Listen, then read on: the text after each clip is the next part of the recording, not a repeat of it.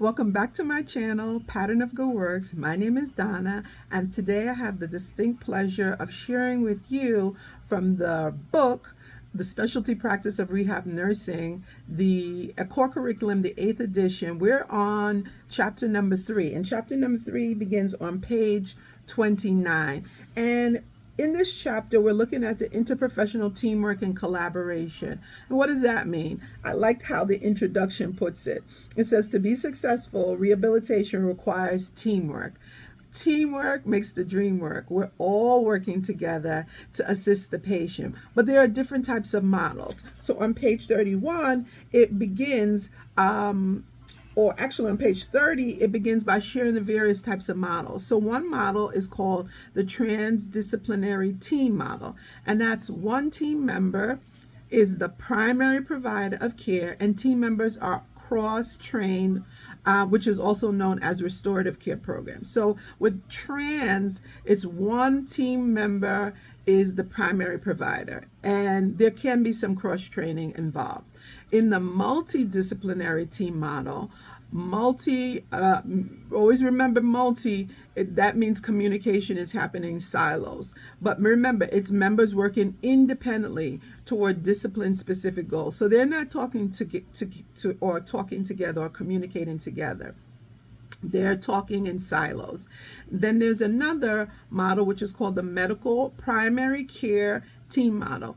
And at that time, or in this model, medical issues or functional impairments in communication is one directional. The physician is just talking to the team. And then we have the UNI, disciplinary or interdisciplinary model. And the focus is solely on one's own profession and is not holistic.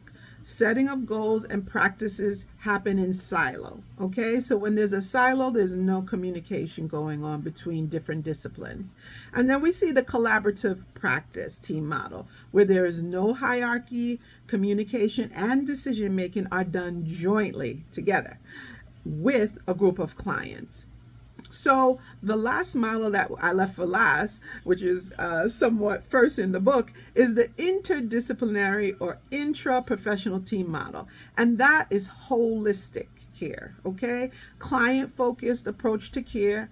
Team members work to determine treatments for the clients, caregivers, and family members. So on page 31, you will see the members of the interdisciplinary team. And who's first up to bat? The client. So this would be a client who's able to communicate, able to understand, and they are participating in their care and decision making and planning for the next phases of their rehab. They will also be able to understand and learn about his or her own disease process or injury and actively communicate with the interdisciplinary team, set personal health goals which become the focus of the other members of the team. So if it's the registered nurse, they're going to have goals. The PT team's going to have goals. The OT team's going to have goals. The medical provider is going to have his or her goals. And they're all working together to ensure that the necessary treatment happens for the patient. The second person on the group or under client is family members, caregivers, and significant others. And they have a role to play as well. And their role is to explore available community resources, become educated about the client's disease process or injury. They're going to openly communicate any problems. This is the time that they will share their concerns, right?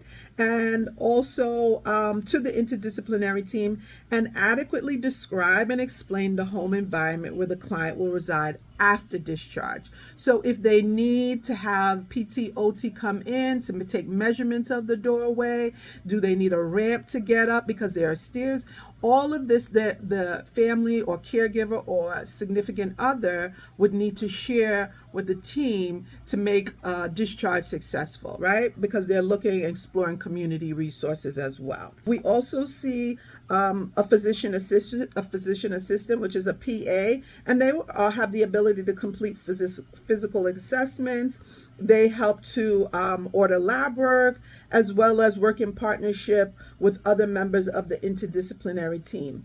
You may see also a psychiatrist or psychologist, and this person is going to help the patient as well as the family to deal with emotional and mental disorders, including those resulting from the injury, right? Post-traumatic stress disorder. They may have intensive care unit syndrome, and they may have a premorbid condition. Maybe this patient, before they had the motor vehicle accident, was suffering from schizophrenia or bipolar disorder. So at this point in time, the psychiatrist or a psychologist will be able to prescribe medication, some psychotropic medication. They may also assess the patient to see whether or not they have any coping mechanisms, and they would work with the patient to ensure that they're able to be in a safe environment during their convalescent period. And what I like about the interdisciplinary team, remember, they're not going to just hold this information themselves, right? They're going to communicate information back to everyone on the team so that everyone knows what's going on with this patient. We also see on page 31 the neuropsychologist, and this person is able to understand and assess for disorders of the brain and nervous system. And again, they're going to share important strategies with the patient. They may order medication. They may look into educating the client as well as the family member. But whatever they do, they're going to share information back to the team so that whatever recommendations are ordered can be incorporated, right?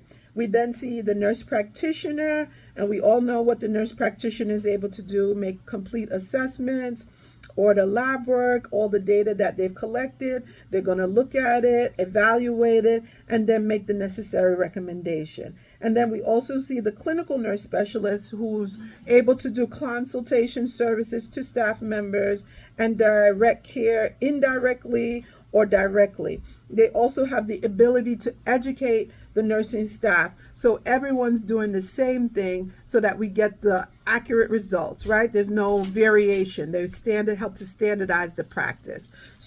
So we really want to thank you for taking this opportunity to come back to the channel to learn more as you go on in your CRRN journey. Be sure to look out for new videos, as well as reviewing the old videos in the past to make you ready for the examination.